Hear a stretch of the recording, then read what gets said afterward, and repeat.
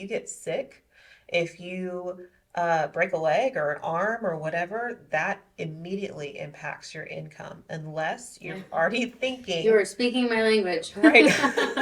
Right. Yeah, we use a sports analogy of like defense versus offense. And on the defensive side, it's the protect your butt. That's what we call a safety net. Yeah. Protect your butt. You know, if you get hit by a bus, who's going to pay off your house? Most people don't even know whatever insurance you get through your mortgage, that mortgage company, that's for them. That's not for you and your family, right? Is it PMI? I don't know. Yeah. And so mortgage protection is a lot cheaper. I mean, most of us pay more to insure our phones than our lives.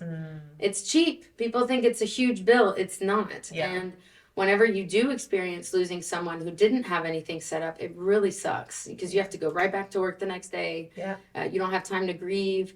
As for breaking your leg, you know, disability insurance, you hear disability, you're like, ugh. Like, I don't want to talk about it until it happens to you.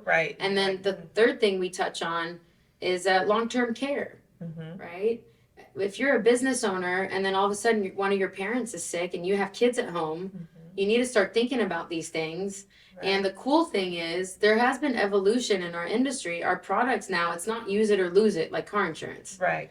Well, some life insurance is, but you know, it can literally just be moving money from one pocket to the other, right? And just having it as a safety net. And then, you know, on the offensive side, and I talked about this already, but those taxes, really evaluate what you're doing for yourself in the future. Nobody thinks about what happens after.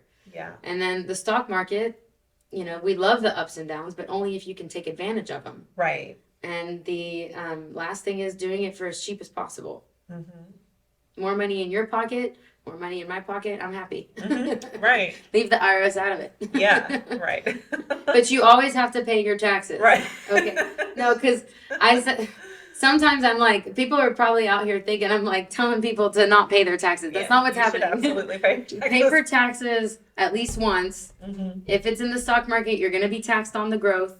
It is what it is. But doing it and paying anything other than that, that's on you.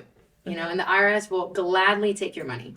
Gladly. Like, give it to me. So, that could be money you could be refunneling into your business. That could be money you could be investing elsewhere, taking care of your family, providing legacy.